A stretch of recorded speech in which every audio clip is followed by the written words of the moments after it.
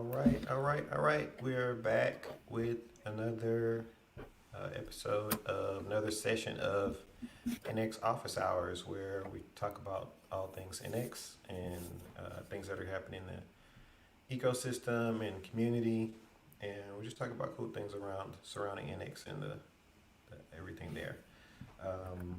Back once again, Brandon uh, at Nrwl, and have with me uh, pretty regular, semi-regular guest. You've been on a Somewhat. few times, yeah, been on a few times. But go ahead and introduce yourself for the people who may be seeing it for the first time. Yeah, sure. So my name is Jack. I'm one of the core contributors to NX, mainly focus on all the React side of things. So anything that's like plain React, Next.js, Gatsby, and more recently React Native as well. So pretty excited to be here. I think we have some cool things that we'll do today. Yeah, definitely so. I'm definitely excited about this episode in general, just because we're doing something a little different today. Usually we have a topic, something that we discuss for a little while, and then we do questions. But this session, we're actually going to start pretty much from scratch with an NX project in React, of course. So that'll be different for me as a primarily Angular person. But I know, Jack, that you kind of live in that space. So I thought it'd be cool to get together and kind of build something, how we would like to build something in React within an NX workspace. Yep, exactly. Yeah, so like I said, we're looking at building an app here. We don't know how far we're going to get within the time frame, but we're going to try to put something together and kind of walk through how you would like start out with building within an NX workspace in that way. So um, if you're ready, I'm ready. We can get right into it. Yeah, let's do it. Okay. I'll share here.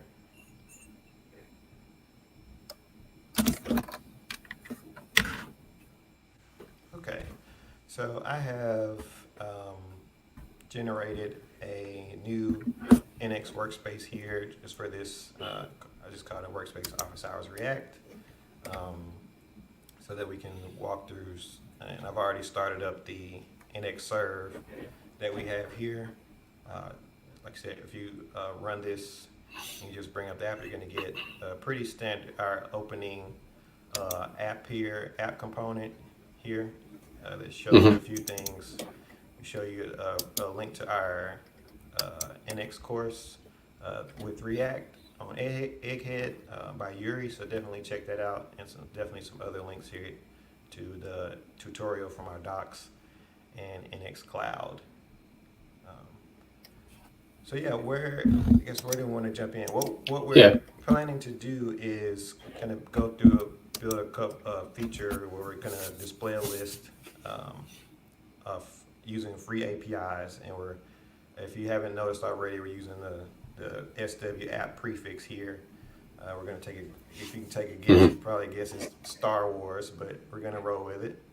Um, so we're going to just get some data from an API that gives you information about Star Wars, and also try to integrate some search into that, Yep. and use all the normal things that you would use within NX. Yeah. So I think we're not gonna focus too much on React code per se. We're gonna Mm-hmm. show examples of how you can leverage NX within your React apps and your React library. So I think to start, maybe we can look through the API and kind of plan out what we want to do, like what we want to show, what the features are in the app. Mm-hmm. So I don't know if you want to show the API that we're gonna try and use, but I took a Uh, quick look before this. yeah, sure. I believe I can type it in. I'm just going to hijack this thing here. Yeah. Uh, it's, Star Wars API or wsapi.dev. So this is a continuation of an existing API that was out there that you can use to fetch a lot of information about Star Wars characters, films, and a lot of that general data. Let me me just scroll through and get an example of what that data looks like on the that's returned from the API. So you get information about characters, what films they're in, species, vehicles, a lot of information there to parse through. But it's a good example of a good API that you can use to just fetch information about that. And it's all free and open source. So if you want to learn more about that, you can go to that website, which we'll include in the show notes after everything is over. So yeah, so I think we can start simple. Like we can be ambitious, but let's try to get a few things working first before we do that. So the first thing is there's a people API which lists out all the characters within Star Wars. So maybe we can start there just to get a paginated list going. I do notice at the terminal, I think I need permission to run a few commands. Like I think we want to add a couple of libraries to help us in this endeavor. Okay, let's see. I think it will. Let's see if it'll let me do that. I guess if not, then we can. Yeah, I'll tell you what to type out. I guess. Yeah. Okay. There we go. I think that should help out. That should give you access to the terminal also. Okay, cool. Let me take a quick look. Maybe I have to sign in first. I'm not sure. Let me try signing in. Yeah, maybe. Probably should have tried this before. But maybe on your side, the library I want to install is called React Query, which is what we're going to use data fetching for. Yeah, that one is pretty new from what I've seen. Well, I would say relatively is new on my radar. It might have been out for a while, but I've only recently seen it. Yeah, I don't know how old it is. It's been out for a while. Lots of people use it. It's a really solid library. And like, we don't want to pull in anything too complex, I think. Mm-hmm. So let's go ahead and install that. And then I think usually when we're planning out the app, we want to think about like what sort of libraries we want to generate to support it, right? So right off the bat, like we obviously need some kind of data access or API library to help us fetch from the Star Wars API. And then we typically like to also divide out the different features. So like we can have, I don't know, like a characters feature or people feature that we can pull into the app. So let me think. I think those are probably good starting points. So we can have the data access library and also the people library. All right, so we have and we mentioned the libraries. We usually or create all these libraries under two primary areas, of course, apps and libs. So that's what we'll use for that. And I even got NX console here. Get that NX console plug in there to use that to generate the libraries. That way you can get some autocomplete and everything there. So I'll choose React library here. And let's see. We can call it people. I don't know, for lack of better name. Naming is hard. And want this under data access, or do you want to how do you want to structure it, or you just want to keep it flat? Let's keep it flat. I think for a small app, it kind of makes sense. Let's have a people, which is more like the feature library, and then we can have like a general data access library. I think on a real monorepo that's kind of big, we may want to have separate data access libraries. So we may have like people data access libraries versus what else is on here, like vehicles and planets. But for the sake of simplicity, maybe let's keep it just data access. Okay. So let's generate this people one first, and then we can generate the data access one as well. So we don't need any other fields to generate here? No, I think we can leave it as is. So that one. And then for the data access library, there's actually a new, I don't know if people are aware, but there's a workspace library, which is basically we don't assume what you're using. And because this is going to be more or less a framework agnostic library, we can use a workspace library instead of the React one. Okay. So you go back to generate, and no I think workspace library. workspace. Yeah, exactly. Okay, and this one is just data access. Yep. All right. Yeah, that's fine. If we do want to rename stuff later, we do have a, a we got generator for that commands as for that well. too. Exactly. Yeah. So Okay, so data access. I'm going to generate that one. Okay, so if we go back here, we got libs people for our one feature, and then libs data access for our next one. right. So then Post that for now. once that's done, is that done? Yeah, I think it's already Okay, already that's fast. generated that and updated the files. Okay, I think we will need to restart the server, but we can type out the code. So the reason why to restart is tsconfig has been updated with some of the new paths. So let's just make sure we pull that in as well. Okay, I'll switch to my one here and just run nxserve again and pick up those new changes. Yeah, the app will look the same, but we'll have the ability to start adding to the libraries. Yeah, I'll switch back to localhost here. Okay, so do you mind if I type out a few things? Yeah, sure, go ahead. Yeah, so I think the first thing is like, let's just go to the app component and just empty out pretty much everything. Except we'll keep a view of the style. So if we open this CSS file, we'll just remove everything except for the app style. So we'll keep the font family and stuff. Now, there we go. Did I not save this? So yeah, I got tons of questions here. So is the Yeah. app module.css, is that pretty standard convention for? Yeah, exactly. So this is using CSS modules, which is like I think pretty much everyone should be familiar with it if you're from the React world. For those of you who are not, basically this is using a feature from PostCSS, which you can name your CSS or Sass or whatever file with something .module.css. And then when you write your styles here, when you import it as styles here, it actually is an object with a bunch of class names that are basically hashes of the content of whatever that those rules are. So when you say like class name equals styles.app, this will actually give you a string, and that string will match up with whatever that hash is. So it's useful if you want to, I guess, use your CSS sort of like JS. So it's not quite CSS and JS, right? But you don't have to do stuff like app and then make sure this matches up with the CSS module. I see. And then a more direct connection there.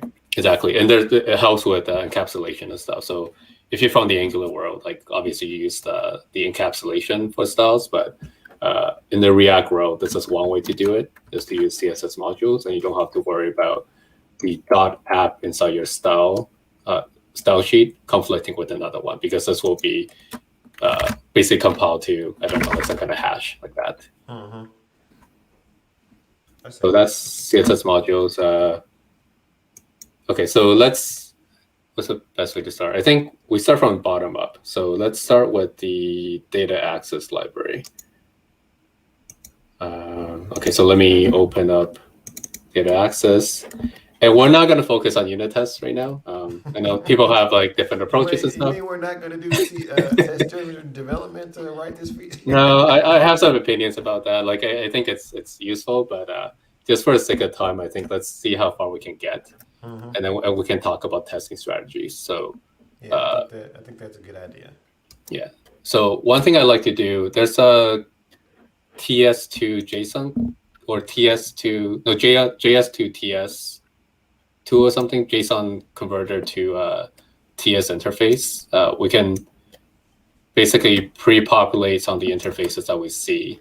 So I'm going to go to, well, I don't know, maybe you should do this. Okay. So I'm going to the people resource inside the API, and then where you see like, let me see, what do you see? people resource inside the API that we're using? Yeah, exactly. So I'm going to type it on code so people can follow along. So I'm going to this documentation endpoint, and then it's going to return something that looks like this. And I want to convert that into a TypeScript interface, right? So, I see. yeah. So I'm actually going to take this. Oh, this is not quite valid. Let me fix it a little bit. Okay, so I'm going to take this, I have to Google it. I think it's like JSON to TypeScript. Oh yeah, it's JSON2, number 2, ts.com. You can give it a JSON object and it'll try to generate interface for you. So I'm going to run this through that. And I get something like this, and then we'll just fix it up. So instead of the JSON object, this is what we don't care about the namespace. I'll remove that. I'm going to say this is a person. And then we don't really need, this is a generated one, kind of BS. So I'm going to just say get people. And then this will return some kind of promise of a response of a person. So yeah, see, someone in the chat said they're forced to write they're in those interfaces at work. So this is definitely a handy tool to not have to do that. yeah, Or they say they're still writing them and just generate all of them. yeah, exactly. I'm gonna fetch that URL. Let me see. Okay, got it. Oops, that's the wrong one. I'm gonna fetch that URL, and then I know it's fetched, so we need to convert it to JSON. So it'll be something like that, and then I need to further convert it back into like a response object. So the response would be interface response. Let's make it generic. I think it's something like results. Actually, let me take that into the JSON responses to the JSON converter as well, so I don't have to type it out. Okay. I'm just very lazy. Hey, we always say work smarter, not harder, right? Exactly. Okay, so I got the response object here, and the thing that we want to have as a generic as a T. So response T here, and that should be it. So the previous and the next, these are actually, this is a string, and it could be null or string. So the string is basically the next page URL. And I think that's good to go. So this should Yep. So if I take this get people here, and let's just make sure it works. So we're not going to use a people library yet. I just want to make sure this thing works. So if we do React query, and let's do like the infinite scrolling one. Okay. But not infinite scrolling, infinite pagination. But actually, the first thing we need to do is make sure we install the query client. And instead of putting in the app, we generally like to do it inside the main.tsx. And the reason for that is like if you do need to provide different client implementation for some reason, this also applies to like Redux, React Router. If you use that, we don't want to put in the app because then you're tied to that implementation. So we want to do it in the entry point here. So I mean, there are other ways to do it, but I generally find this one, if you do it this way, it's a lot easier to manage. So we need two things. I don't know if you have any. I'm just typing, so if you have any questions, No. My question is, first question is just the way you wrap, like you say, you have to provide all these at this main.tsx file here. Yeah. Do you end up wrapping a lot of different providers or things here on top of each other? Or? Yeah. So generally, you see like I call it like a pyramid of doom, but it's not honestly not that bad if you're not using too many things. Okay. Other people may have like better ways they want to organize it, but generally my apps look like this. Wait, is this wrong? Oh, sorry, I need to pass client. So here I'm only using the React query, so it's not too bad. But if you're also using like I don't know, Apollo client, Redux, and other thing on top of it, you might all of a sudden start to see like nesting like this, right? Which I'm actually okay with because it's just in one place. And like unless you're using a crazy amount of technologies, you're probably not going to be nesting too many things. I see. So it should be fine. So now that we have the client, we can jump back into our app and let's just do the first query. So we need the data from use this, and we want to give it a unique name for the resource. So here to say it's people. And then we also need to give it takes in their page params, which will default to 1. And then, oops. And then we'll just call our API. So return get people. And we actually want to pass in this thing. Oops. So it has a number, and it's going to be query parameters, page equals page. Cool. I see. So now that we have that, what is this complaining about? Oh yeah, I didn't import it. I don't actually use VS Code. Is there a way to import this easily? Yeah, it should.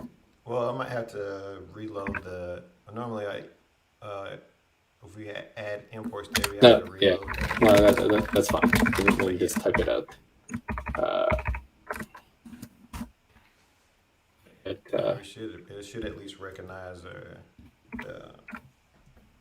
Let's see if we can. Let's do reload TypeScript reload project. Maybe that'll help with the IntelliSense there. Yeah, no, it's fine. I'll just manually do it for now. Oops. And let's just data access. Oops. What is this? I think it was too. I'll type in a couple characters and help out there, maybe. There you go. Okay, it finds it. That's cool. And of course, I made a typo. Page params. Page param, not params. Like that. And then the one option we need to pass it is we need to know how to fetch the next page. And if we look at so let me just jump back to here. So if we look at what the next value inside the response is going to look something like this, right? So this is actually not helpful for us. We actually just want the number 2. And this is like a proper REST API and whatever, but we need to parse it out. So I'm just going to write a parsing logic here. So here, if I get my current page, I want the current page dot next dot match. Let me see. Any page equals. No, this just a question while you're going through that. All this is just built into React Query itself, and we're just kind of building. I don't want to call them hooks because that's a whole different thing. Yeah. I mean, this is a hook that is provided by React Query. So normally you would use like use effects, maybe use reducer or use state to do all this. But you can think about React Query kind of like Apollo client if people are used to that, or like a very light version of Redux. It's not really Redux, but it allows you to fetch for remote API, and the library itself will handle all the caching, all the what's it called, all the mutations and stuff if you need to do that. I don't think we'll touch the mutation part because this is I don't think this API we're allowed to post and put to it, so we'll just do the fetching part. So I think that should be okay, and we'll just do a quick render of this.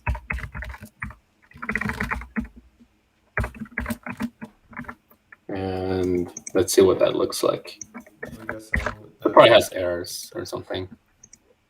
Oh, it does come back. Okay, awesome. I was expecting something to go wrong, but okay. So I'm sure TypeScript will yell at you if something was yeah. wrong, but yeah, I think we're good. So you'll notice like on the pages. Oh, gee, let me make this better formatted. Mm-hmm. So you notice like the pages. We don't actually care about the count, but we do care about. Okay, that didn't help. Anyway, so we care about the results. So that has like Luke Skywalker and all those other good stuff. And the cool thing about React Query is you can also fetch next pages. So if I import this, and then I'll make a button, and it's disabled if. If we don't have any more Yeah, pages to fetch. I think we need. I think it's has next page. Yeah, there we go. Has next page. In order to say, oops. Say load more. I tend not to like actual infinite scrolling. Like I like the button approach where I get to choose when I want to load more. Mm-hmm. So on click, I'll just load more, and that's it. That's all we need to do. And this as example, we'll pull into an actual library in like a minute, but let's see what we're dealing with, right? So data.pages.map, and what we're gonna get is like a group, and then the index of the group. So we want to, we don't actually want to render anything. So let's just give it a fragment, so it's not gonna show anything in the DOM. And then we're gonna actually loop through the group again. So group dot results dot map, and now we have a person, and we want, let's see, let's just render a paragraph, I guess. So again, we need a key. So person, I think we'll use name for now, I guess. I don't think there are duplicate names, but we'll use that for now. Yeah, if they're duplicates, it's fine. So if you just talking about more in like NX things, we would have, let's say you were building a bigger app and you were using React Query for a lot of different endpoints. Would you still keep those in a particular data access library, or would you kind of break those down further into smaller units? So I think for the data access library here, like if this is an actual big mono repo, I probably wouldn't have one data access library. I would have multiple. So this might be like for characters, and you have one for vehicles and whatever. And then in terms of how we're using React Query, I like using it within the feature library. So people who are not familiar, we distinguish between feature components and UI components, where feature components are allowed to make network requests and stuff. It can have side effects, whereas the UI components, or I guess some people like to call them unconnected or dumb components, they really just render what the props, like their rendering is based off of what the value of the props are. So you can think about React components as functions, like quote unquote pure functions, where the inputs are the props and the output is what what it renders to the DOM. So those are like the UI components. In this case, we're not going to bother with UI components. I think it's pretty small, but you can create that separation in the real app. If we do get further, we could separate that out as well. Move them into smaller components. But yeah, I think keeping them centralized here is good. Yeah. And then you save this. I should update with a name. Oh, maybe there's an error. Yep, there's an error. Pages of undefined. Line 18. Oh, you know what? The initial data is undefined. So let me just also do is fetching check. And I'll just do is fetching. Let's say loading dot dot dot.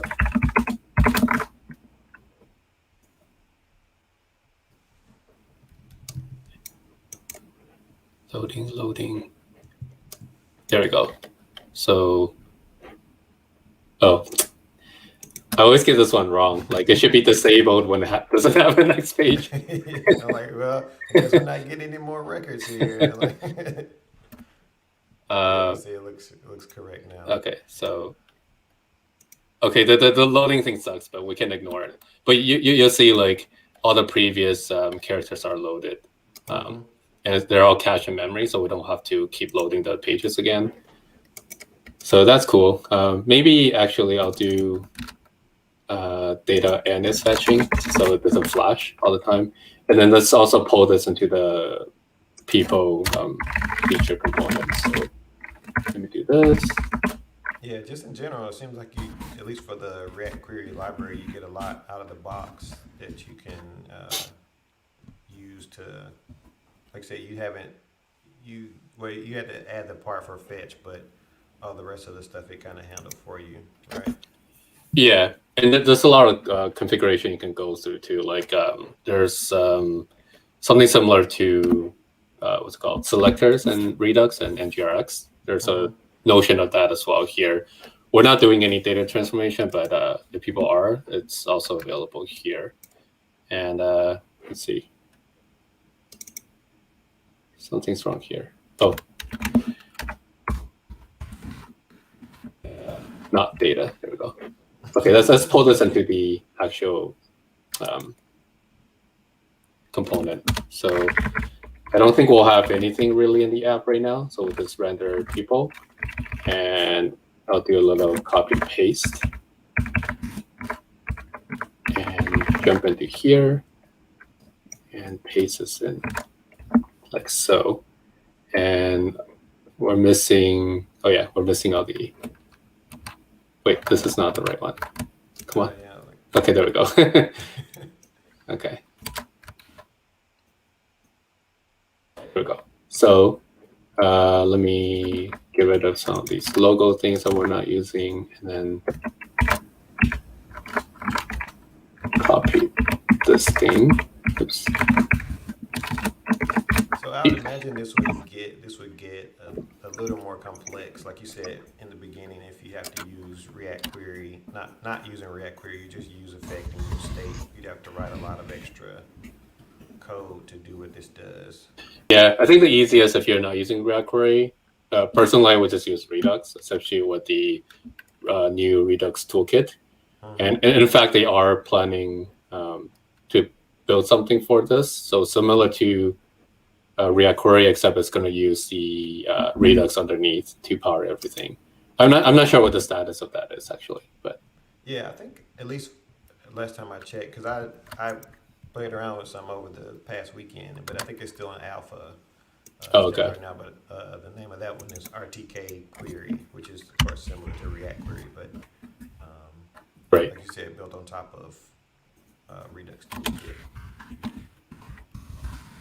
Okay, so I'm just gonna rename a few things, and then this should continue working.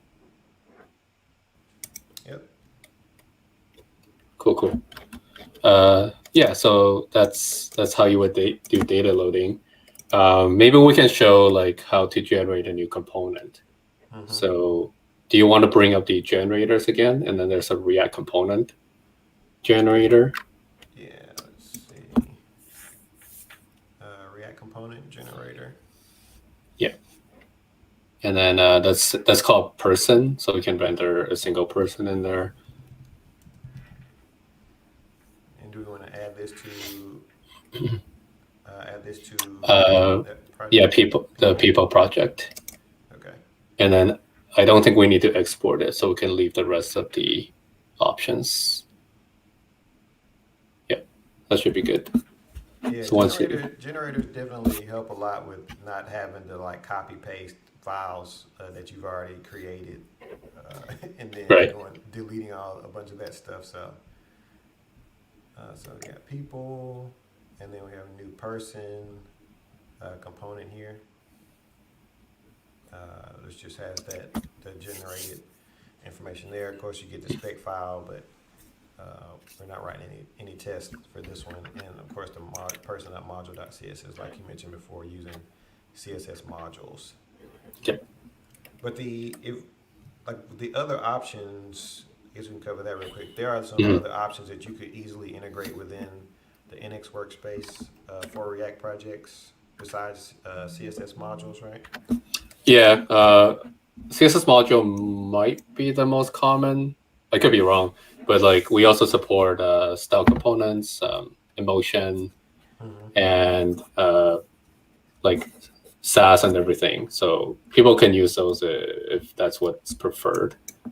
There's also a few workspaces I think using Tailwind.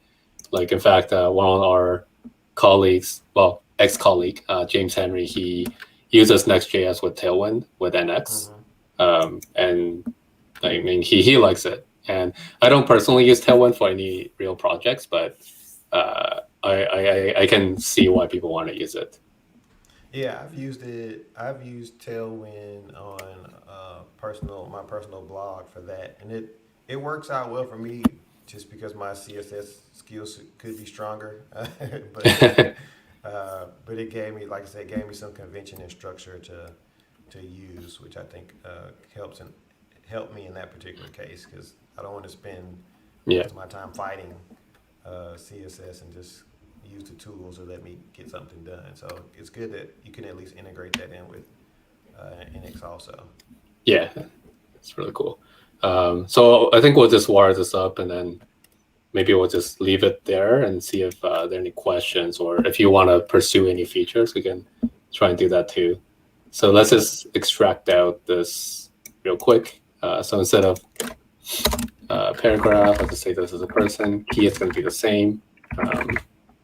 And we obviously want to import it. And this is going to be, I guess, what we call a private component. So it's only used inside the library itself. We don't export it.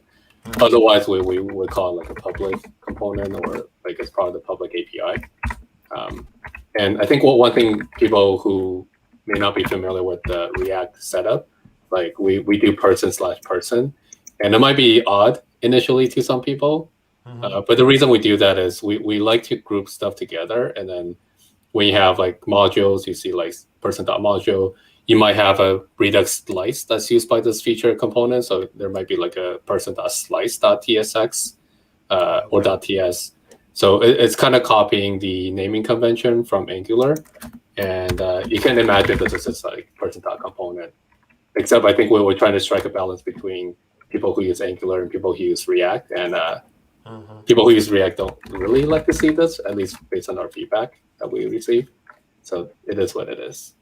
Okay, so they more or less just keep the file name of what the thing is, Yeah, and not yeah, the description of what the yeah. name and the description file name be the description. Yeah, so it's easier to, if you have a service or something, you can import it or create that file as well.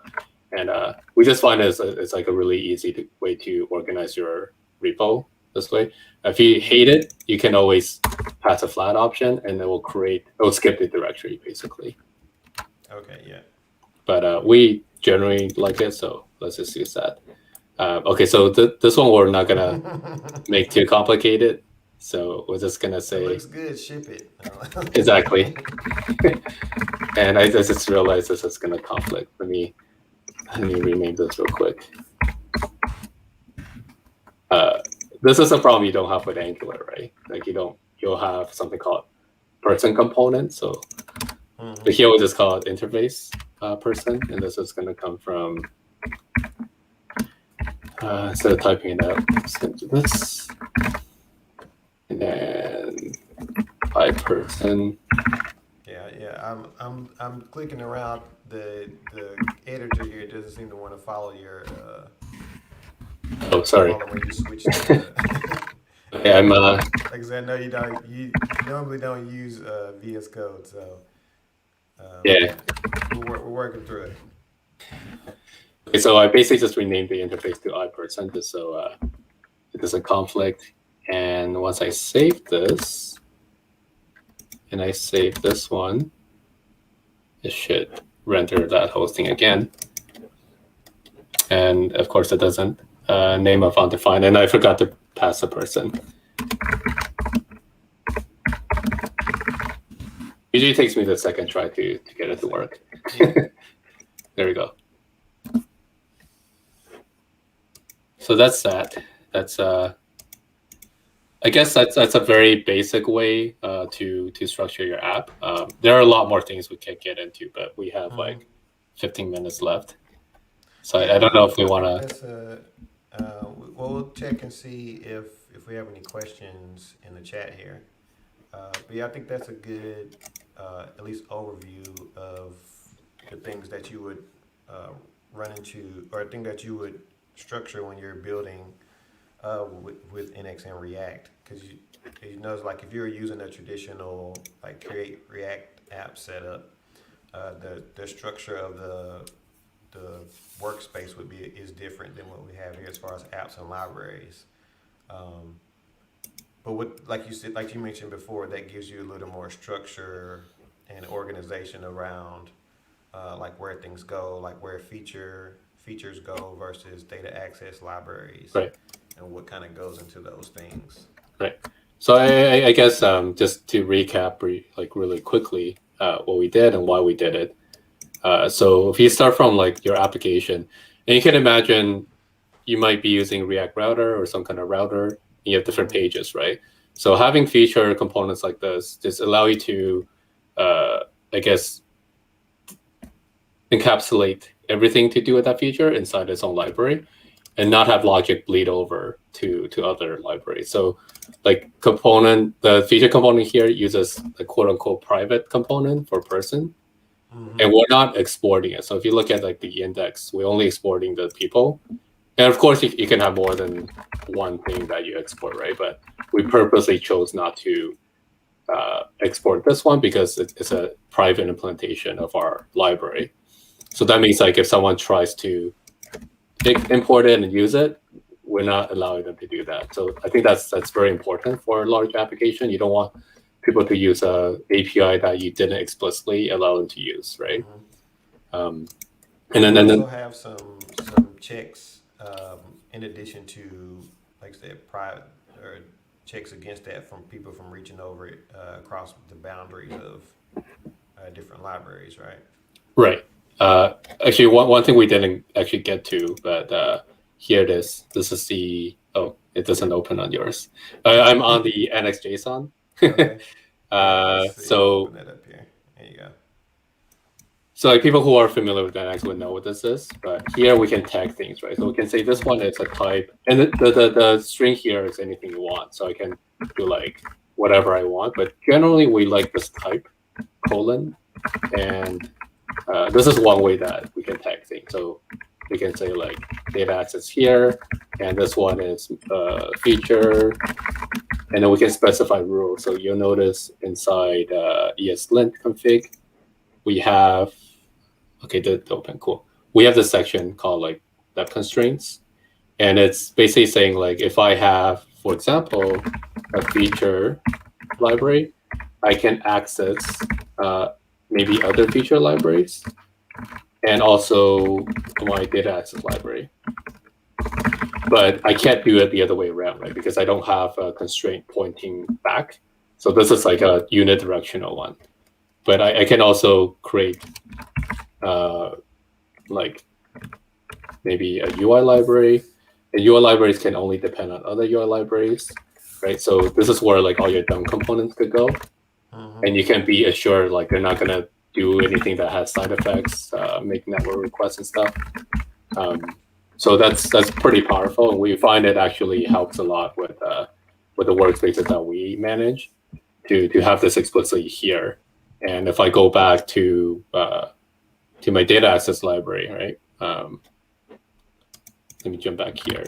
So if I try to import the other way around, it should give me an error. So if I do people, and let's just import whatever, everything. Should show this. Interesting. Maybe it's not refreshed. Yeah, But probably. yeah, Yeah, probably just VS Code is not doing the linting in here, but yeah, I get what you're saying. If we were to run like the lint checker, then it would give you an error that say you know you can't import from here because it's not. You're right. trying to import a a feature library a data access library, right? Exactly. Maybe it's because of another. Let's see. No, it's not. Okay. But usually you'll see like this thing is underlined, and then if you hover over it, it'll describe like type data assets cannot import or depend on the type feature, basically. Mm-hmm. So that's We that. did have a couple of questions come up while we were going through that. Yeah. First, one question is, when you install a lib, do you need to specify a project? Okay, so I think probably they mean generate a library. Yeah, when you generate You when you generate a library, do you need to generate, or do you have to yeah. specify a project for that? So you don't. There's one caveat. So normally when you generate a library, and this is going to be a React library for the most part, you just tell NX what the name is, and that's it. You can configure other things like style. You can choose like if you don't want to use CSS, we have a whole bunch of other things. The directory is something we're not showing here, but here like we're having everything flat. I think Brandon alluded to this before. We're using flat libraries, meaning everything's under the libs folder. But if you provide a directory in this option here, in the generator. So if I wanted just to create a test library here, Yeah. and this go under shared, Yeah. Then you can actually see another good thing about NX console down here is you actually see the output of what you would run without actually changing the file system there. So Yep. Give you a preview of what the things that'll get updated once you run that, and you see we'll have lib shared test for that library, and we didn't have to specify a project there, which you could if you, depending on what the situation was, but we don't have to in this case. Exactly. And I think maybe they meant the component side. So when you generate a component, you always have to specify which project it's for. And then NX will try to match, well, not try, but NX will match it with the source root of that project and then create a component under it. And we always follow the same naming convention, the same directory convention. So there shouldn't be any surprises jumping between different projects. Even if you're using something that's not React, all the structure should be more or less the same. Okay, let's see. We have another question. How would you tackle having authentication as a library and have it shared across all components? Oh yeah, this one's tricky. I guess it depends. So I actually don't deal with authentication like super much. I don't know, Brandon, if you have any thoughts on that.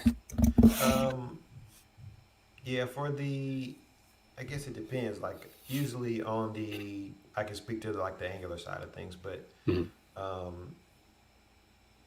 usually you have like a shared, like if you're using NGRX or Redux or some other centralized solution, or even just a regular data access library that exposes some, global service, then I would use the service as the way to like expose that to the components in general, so that they all have a central place to import and consume the authentication status from. I know like in React, there's different ways you can do that as far as like the router is concerned, where Yeah. you can. I actually do have one thought, component, actually. Based on the components, you can render a certain component or the other based on that, but usually it's a centralized solution that you can consume. Yeah, I actually do have one thought. So I think some people try to handle like authentication state changes within the app. I never like that. Like when you do sign in, you should just reload the whole app, because there are, and people might disagree, but like there are a lot of edge cases that can happen if you're trying to be smart about state changes when you authenticate or unauthenticate. So I guess my only thing is like when you do an authentication, when you sign in, it should just reload the whole page and not have to worry about like state changes. Okay, so you're saying you should hard reload the page when you sign in? Exactly. At least that's what I find is the easiest. Mm-hmm. You don't have to deal with like too many complex issues that might pop up. Yeah. Let's see. I think that was the questions we had there. Or I had another question come in. Is it possible to track style changes via the dependency graph? Okay. So let me think. So yes, it does count towards like if you change a file within the project, then we know that project has been changed. So we Mm-hmm. will mark it as like as changed, and then everything that depends on it will change. Um, so the problem here is, I think this is more with Angular app. Let me think. Yeah, Yeah. with Angular apps, sometimes you have like the styles within the builder option, right? Right. And we don't actually have explicit connection between that style sheet and the app. Um, so I think the one way around is you can always go to NXJSON and put in implicit dependencies that you know exist between different projects. Mm-hmm. Um, I think for React, because we tend to co-locate everything and everything is inside JS. So even if you use CSS, we import it in the JS. You don't have this problem. Um, yeah, but if you have like a more concrete example, you can always ping us later, like on Twitter or something, or on Slack, and we can take a look. Yeah, we'll definitely share some links to the NX community Slack channel for those who want to get some more in-depth um, help or support, just ideas and things about using NX and how you would apply it to your projects there. Um, I was going to. Oh yes, you said something about the dependency graph, and did want to show that here, so that we can see what that looks like here. So if we Yep. just do NX depth graph and let that start up there, open this up here. I think it's on 4211. It's probably a little too small to show, but I'll try Yeah, there we to go. try to expand it there. So what we did was we had an app, and of course you get in end-to-end app there, and we created a couple of projects here. Um, and what the dependency graph does is show you all the connection between those different projects within your workspace. So if you think, you're developing, you have a lot of things that change over time. Of course, those dependencies being one of those things.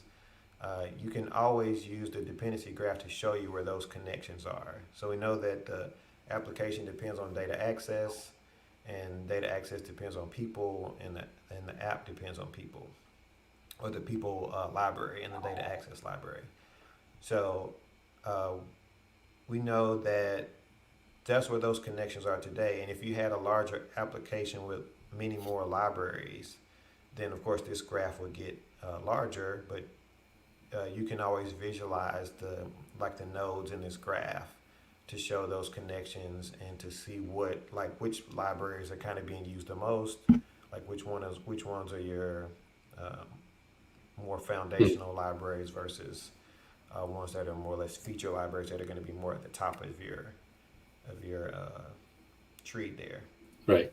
Actually, so yeah, it's a good thing to bring up this because I think we're so used to it, we just take it for granted now. But Mm-hmm. like, if you add back the data access library, I actually can notice a problem, right? Like, the Yeah. data access library shouldn't actually be used by the app anymore. So we have an import in there that's basically left over. So you can detect some of those problems by looking at the graph.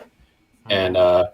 for projects that are bigger, I mean, this one's very contrived, but there's a target icon beside each of the projects. So if you click on that, it's basically going to focus in. And what that means is it's going to filter out only the edges that are connected to that node. So anything that's not connected to the node, then we don't actually show. And the other thing is like, we don't actually show this in the graph here, but NX also understands your npm package dependency. So here we're using React query. If that version changes, we also know that. So Mm-hmm. we ask NX what's been affected and stuff based on my changes. We will know that as well because our version changed. But we don't visualize that right now just because it gets too noisy and whatever. So just ignore me. I'm just clicking on focusing projects and switching the size back and forth, which is something that I see on Twitter sometimes with the little the ASCII characters. So Yeah. it reminded me of that. And for more advanced NX usage, and we don't recommend this unless you know what you're doing. Hmm. You can import the create project graph function. So if you write your own node script, you can do that. And basically, when you call the function, it doesn't take any parameters. Then you can get a JSON object describing all the projects, how they're related, even what files are under each of the projects. So Hmm. we've used it for some of our workspaces where we may want to do some like fancy stuff in the CI. We would read in that and do some like smart things in the CI to execute based on what's changed.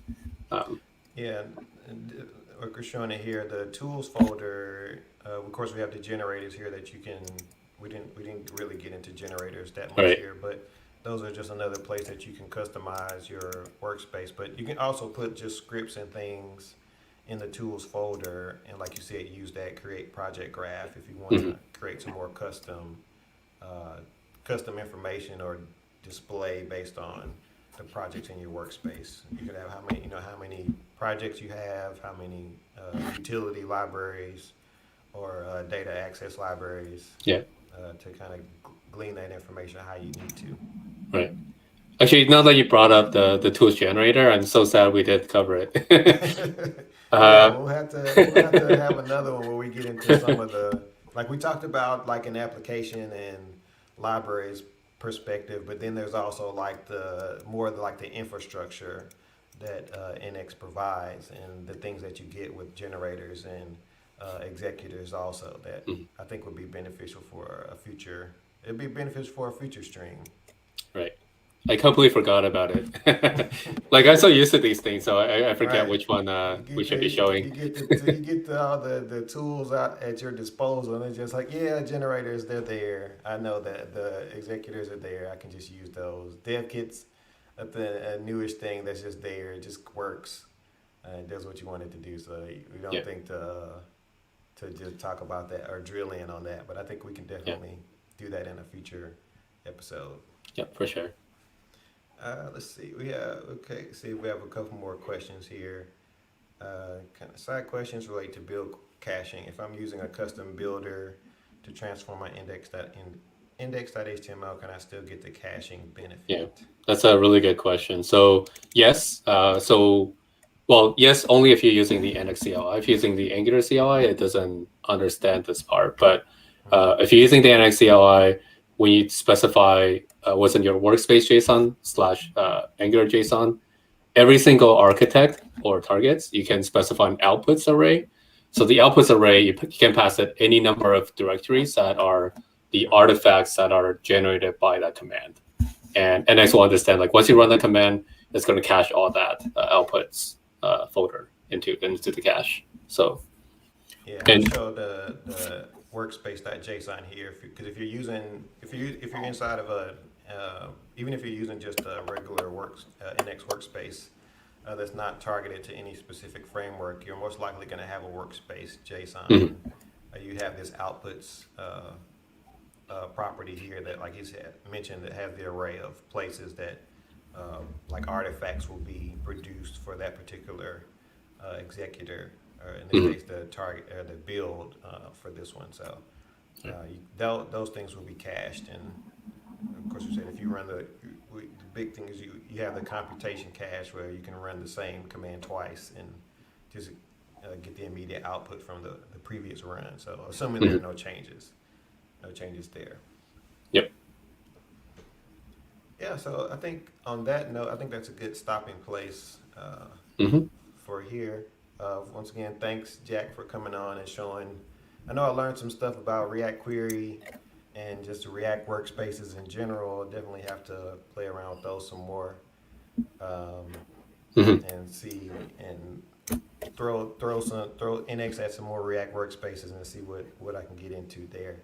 But yeah, thanks for showing the structure and uh, how to walk through how we just basically took an idea from like start to building out a first feature with a couple of libraries and an application there. yeah, that was fun. Yeah, so if you people, thanks for everyone for coming out in the chat. Um, definitely do this every first and third Monday of each month. So definitely be looking out for those for future episodes with me, or Zach DeRose also does hosting on NX Office Hours. We have people from the NX core team to come on. Last time we had Victor on to talk about the NX12 roadmap. And we also talk about, we also have community members on also that contribute to the NX ecosystem. Go ahead and get some of these plugs in. You can follow us on Twitter at NX DevTools. Documentation site is nx.dev, and I'll link all these in the show notes. And definitely check out our nx.dev site, where we have links to our community pages and our community Slack channel and other resources that you can get help with. And we also have NX Cloud. I would be remiss if we didn't plug some NX Cloud there, where you can get computation caching across your entire organization to give you those benefits of not running the same command twice, and spread that across your team, and also some other nice dashboards and information there for when you're using NX Cloud in your organization or application, regardless of size, that works across there. Yep. I just want to say one more thing. So Yeah, sure. Brandon is now our developer relationships manager. So if you haven't seen the announcement on Twitter, definitely go check out his profile. He has a blog post on it. So congrats, Brandon. Yeah, I appreciate that. I'm excited to move into this role. It's been something I wanted to do for a long time. So I'm excited to be able to do this with all the Nrwl folks, and being more engagement with the community, which is something I enjoy. So thanks. Yeah. Cool. All right. No, we will see you all next time. See ya. See ya.